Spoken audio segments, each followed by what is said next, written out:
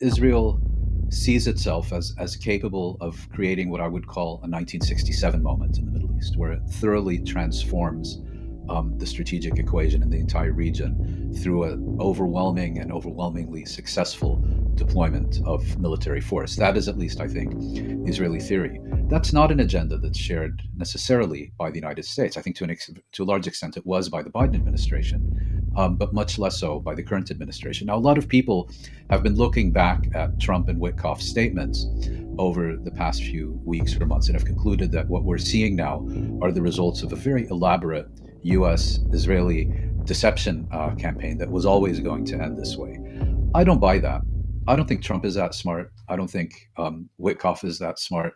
And I certainly don't think the US government would have been capable of this. What I think happened is Trump came into office, and as I pointed below, the difference between the second and the first Trump administration is that you no longer have this US Israeli Arab alignment on an anti Iranian agenda. Israel was very confident that when Trump was elected, that it would be a resumption of the first Trump administration. If you recall, in the first Trump administration, you had very close alignment of views between the United States, Israel, and conservative Arab states, all pushing for the U.S. to renounce the JCPOA, the Iran nuclear agreement, all pushing to weaken and isolate Iran.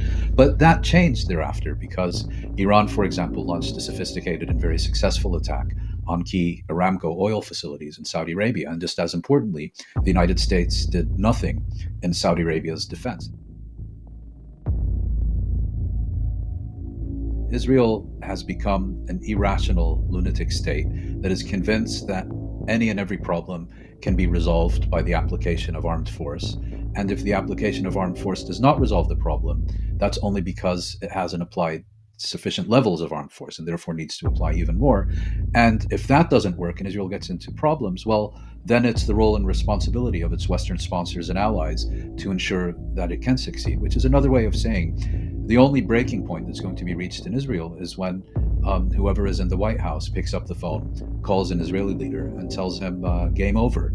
And that, and only that, I think, is capable of imposing a breaking point on Israel.